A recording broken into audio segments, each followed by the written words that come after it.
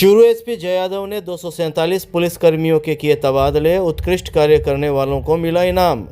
Churu police अधीक्षक जय यादव ने जिले में बड़ा प्रशासनिक फेरबदल करते हुए 247 पुलिसकर्मियों के तबादले किए हैं।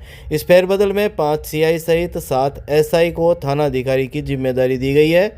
महत्वपूर्ण बदलावों में सुजानगढ़ सदर थानाधिकारी सुखराम चोटिया को चूरू कोतवाली का नया थानाधिकारी बनाया गया है, जबकि वर्तमान कोतवाली थानाधिकारी मुकुट बिहारी को साइबर सेल का प्रभार सौंपा गया है। सीआई मदन लाल को हमीरवास से सरदार शहर, सीआई पुष्पेंद्र झाझड़िया को राजगढ़ से सुजानगढ़ सदर थाने में स्थानांतरित किया गया है। अन्य महत्वपूर्ण नियुक्तियों में बलबीर सिंह को पुलिस लाइन से जिला विशेष शाखा का प्रभारी, जयप्रकाश को चूरू यातायात प्रभारी और रतनलाल को रतनगढ़ थाने का प्रभारी नियुक्त किया गया है। एसपी ने बताया कि जिले में 16 एसआई के स्थानांतरण किए गए हैं। इनमें चूरू पुलिस लाइन से सब इंस्पेक्टर शंकरलाल को सुजानगढ़, फरमान खान को भालेरी, सत्यनारायण को सालासर, जयकुमार भादु को हमीरवास, हंसराज गुजर को दूधवाखारा थाने में थानाधिकारी लगाया गया है। इसी तरह जिला विशेष शाखा की प्रभारी कमला को महिला थानाधिकारी, सब इंस्पेक्टर राम प्रताप को चूरू कोतवाली से साहवा एसएचओ नियुक्त किया गया है। सब इंस्पेक्टर करतार सिंह को महिला थाने से सांडवा, रामकरण को सिद्धमुख से रतननगर, पुष्पेंद्र सिंह को सालासर से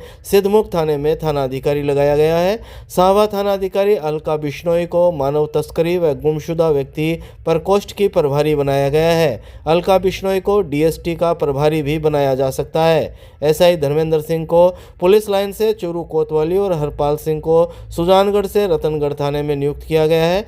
3 एएसआई के स्थानांतरण भी किए गए हैं। इस सूची में 51 हेड कांस्टेबल और 172 कांस्टेबल के भी स्थानांतरण किए गए हैं। ये जो लंबे समय से जो एक ही थाने में जमे हुए थे, जिनको 5 साल या उससे ऊपर हो गए थे और पीएचक्यू की पॉलिसी है कि एक थाने में इतने समय तक नहीं रह सकते, तो उनका सबसे पहले उनके ट्रांसफ़र करे गए हैं, जिसके अंदर कांस्टेबल जो है 170 से ज़्यादा कांस्टेबल और 50 से ज़्यादा हेड कांस्टेबल और एएसआई के भी ट्रांसफ़र करे गए हैं।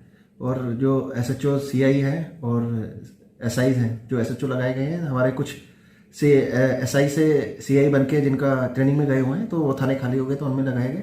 और जिन्होंने अच्छा काम किया है जहाँ भी थानों में रह के, उनको अच्छे बड़े थाने में दिया गया है ताकि और अच्छा काम जिले में हो सके।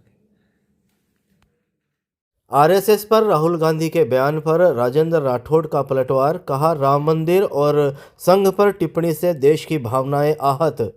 चूरू के सैनिक बस्ती में गुरुवार दोपहर 1 बजे करीब विधानसभा में पूर्व नेता प्रतिपक्ष राजेंद्र राठौड़ ने राहुल गांधी के आरएसएस पर दिए गए विवादित बयान पर तीखी प्रतिक्रिया व्यक्त की है।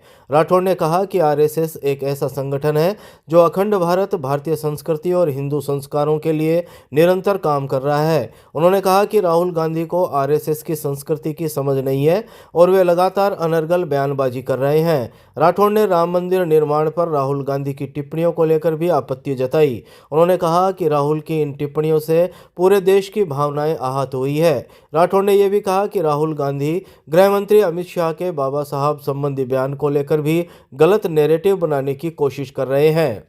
राहुल गांधी जी को शायद आरएसएस की संस्कृति का मालूम नहीं है। जिस संगठन ने अखंड भारत की बात कही, संस्कारों की बात कही, अनवरत जो सेवा के क्षेत्र में, जन कल्याण और राष्ट्र उत्थान के क्षेत्र में हिंदू संस्कारों के साथ आगे बढ़ने वाले संगठन पर अनर्गल प्रलाप करना मैं समझता हूं उनकी आदत में है। राम मंदिर के निर्माण के बारे में उनकी जो टिप्पणियां हैं वो एक आम व्यक्ति को आहत करने वाली टिप्पणियां हैं। पूरा देश आह्लादित है उस घटना से।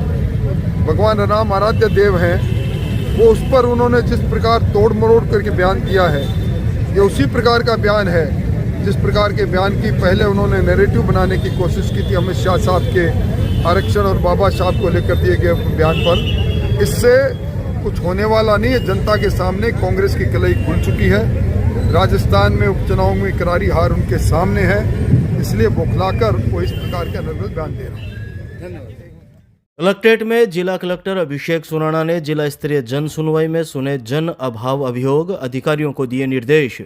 चूरू जिला कलेक्टर अभिषेक सुराणा ने गुरुवार को कलेक्ट्रेट में जिला स्तरीय जन सुनवाई की, जिसमें जिले भर से आए आमजन के अभाव अभियोग सुने और अधिकारियों को परिवादों में समुचित जांच कर निस्तारण के निर्देश दिए। इस दौरान जिला जन अभियोग और सतर्कता समिति में दर्ज प्रकरणों पर भी विस्तार से चर्चा कर निर्देश दिए गए। प्रभारी सचिव भास्कर ए. सावंत ने प्रदेश स्तर से वीसी के जरिए जुड़कर जिला स्तरीय जन सुनवाई की समीक्षा की। सूचना और जनसंपर्क विभाग द्वारा शाम 6 बजे करीब जारी प्रेस नोट के मुताबिक जिला कलेक्टर सुराणा ने जिला स्तरीय जन सुनवाई में आए फरियादियों के परिवाद सुनकर अधिकारियों को निर्देश देते हुए कहा कि आमजन के परिवादों में समय निर्धारित कर पेंडेंसी को समाप्त करें। सुराणा ने कहा कि गणतंत्र दिवस पर सम्मानित करने हेतु अच्छे और कर्तव्यनिष्ठ कार्मिकों के साथ इनोवेटिव कार्य करने वाले कार्मिक की अभिशंसा समय से भिजवाएं। गणतंत्र दिवस समारोह की समुचित तैयारियां करें।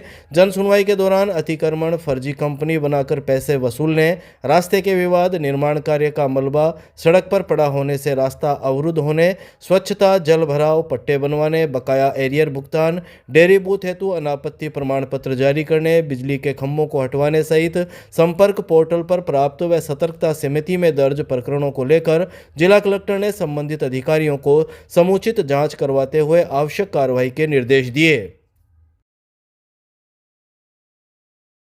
ढाणी डीएसपुरा में पूर्व नेता प्रतिपक्ष राजेंद्र राठौड़ और विधायक हरलाल सारण ने विकास कार्यों का किया लोकार्पण।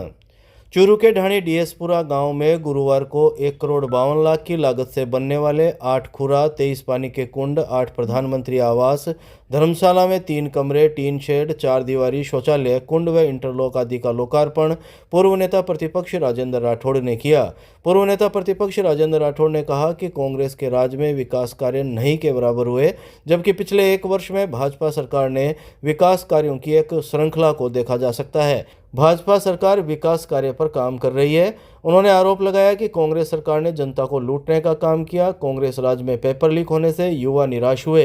बिना संसाधन ऐसी घोषणाएं कर दी गई जिनका यथार्थ से कोई सरोकार नहीं था। जनता ने कांग्रेस के चाल व चरित्र को देखते हुए कांग्रेस पार्टी को जड़ से उखाड़ने का काम किया। उन्होंने कहा कि अब जाकर भाजपा सरकार ने युवाओं को रोजगार देने का काम किया है। विधायक हरलाल सारण ने कहा कि भाजपा के राज में विकास की गंगा बह रही है। कांग्रेस के राज में तो सिर्फ लूटने का काम होता था। अब राज्य में विकास के कार्य दिनों दिन हो रहे हैं। इस मौके पर उपजिला प्रमुख महेंद्र न्योल, प्रधान दीप चंद्राहड़, चंद्राराम गुरी, सरपंच संघ जिला अध्यक्ष बलवीर ढाका, ताराचंद भांबू, सीपी शर्मा, पंचायत समिति सदस्य नंदराम गोदारा व कपिल रक्षक आदि ने भी अपने विचार व्यक्त किए। पूरा के अंदर आज सामुदायिक विकास केंद्र का उद्घाटन हुआ है। शानदार निर्माण हुआ और मैं समझता हूँ गांव के जन उपयोग में ये केंद्र आएगा। ये डबल इंजन की सरकार है, भजनलाल जी की सरकार है। इस सरकार के अंदर इसी प्रकार के जन उपयोगी कामों की एक लंबी श्रृंखला है। आपने देखा होगा 1 लाख करोड़ से ज़्यादा के कामों का लोकार्पण, शिलान्यास और स्वीकृतियाँ जारी हुई थी जब सरकार की पहली वर्षगांठ थी। अभी पिछले दिनों 13,000 करोड़ के फिर कामों की स्वीकृतियाँ जारी हुई। इसको कहते हैं विकासशील सरकार। इसको कहते हैं राजस्थान के तकदीर और तस्वीर को बदलने वाली सरकार। इसी का एक नमूना आज ढाणी डीएसपुरा में हमारे सामने। शिवम हॉस्पिटल के सामने सड़क सुरक्षा माह अंतर्गत 251 लोगों को मुफ्त हेलमेट बांटे। राजेंद्र राठौड़ बोले, हर साल 10,000 लोगों की दुर्घटना में जाती है जान। चूरू में सड़क सुरक्षा महीने के दौरान एक सराहनीय पहल सामने आई है। यहाँ एलएन मेमोरियल चैरिटेबल ट्रस्ट द्वारा शिवम ऑर्थो हॉस्पिटल के सामने गुरुवार को 251 लोगों को निःशुल्क हेलमेट वितरित किए गए। इस कार्यक्रम में मुख्य अतिथि पूर्व नेता प्रतिपक्ष राजेंद्र राठौड़ व विधायक हरलाल सारण रहे। राठौड़ ने सड़क दुर्घटनाओं के चिंताजनक आंकड़े साझा करते हुए बताया कि हर साल सड़क दुर्घटनाओं में करीब 10,000 लोगों की जान चली जाती है, जिनमें 46% लोग दोपहिया वाहन सवार होते हैं। राठौड़ ने कहा कि सड़क दुर्घटना में किसी व्यक्ति की मृत्यु के बाद उसके परिवार को कई तरह की परेशानियों का सामना करना पड़ता है, इसलिए सुरक्षा के नियमों का पालन करना बेहद जरूरी है। चूरू विधायक हरलाल सारण ने इस मौके पर लोगों से सड़क सुरक्षा महीने में पुलिस का सहयोग करने की अपील की। उन्होंने कहा कि मानव जीवन अनमोल है और हेलमेट पहनकर ही दोपहिया वाहन चलाना चाहिए। शिवम हॉस्पिटल के संचालक डॉक्टर महेश शर्मा ने बताया कि यह पहल राजेंद्र राठौड़ की प्रेरणा से की गई है ताकि दोपहिया वाहन चालक सड़क दुर्घटनाओं से बच सकें और यातायात नियमों की पालना के लिए लोगों में जागरूकता भी आए। कार्यक्रम में पूर्व नेता प्रतिपक्ष राजेंद्र राठौड़, चूरू विधायक हरलाल सहारण, भाजपा जिला अध्यक्ष बसंत शर्मा, पंचायत समिति प्रधान दीपचंद राहड़ का पारंपरिक तरीके से साफा, शॉल और माला पहनाकर स्वागत किया गया। चूरू में एक नवाचार, सामाजिक सरोकारिता का एक अनुपम उदाहरण एलन मेमोरियल ट्रस्ट ने आज यहाँ बढ़ती हुई दुर्घटनाओं को देखकर हेलमेट बांटने का काम किया। सड़क सुरक्षा सप्ताह चल रहा है, दुर्घटना पर दुर्घटनाएं बढ़ती जा रही है।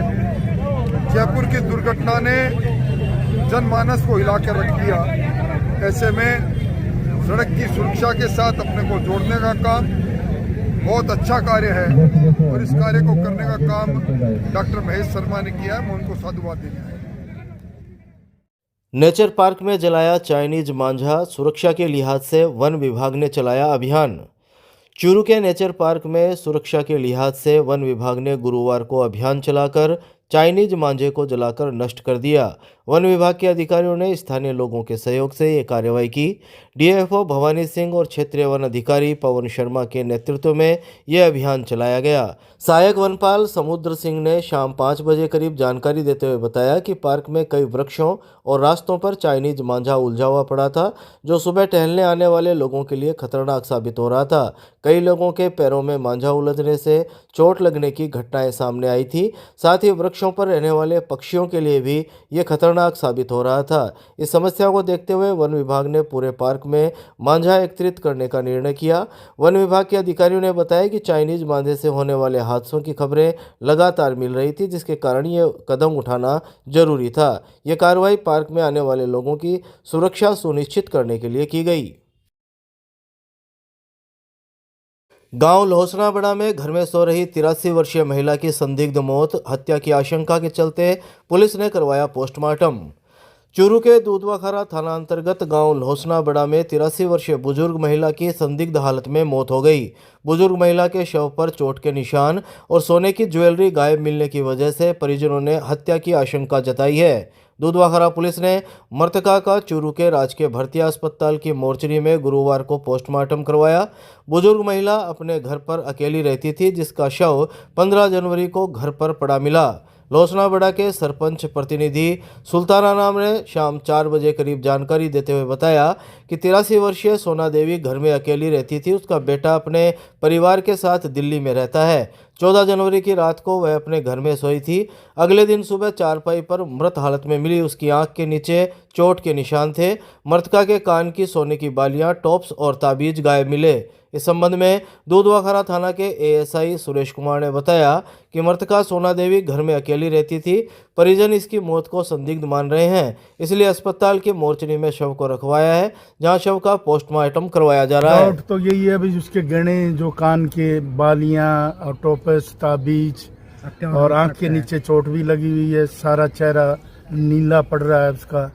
अब डाउट तो है ही, जब वो उसके बालियां नहीं है तो किसी की हत्या करी हुई है या कोई पोस्टमार्टम के बाद में ही पता चलेगा क्या है क्या नहीं।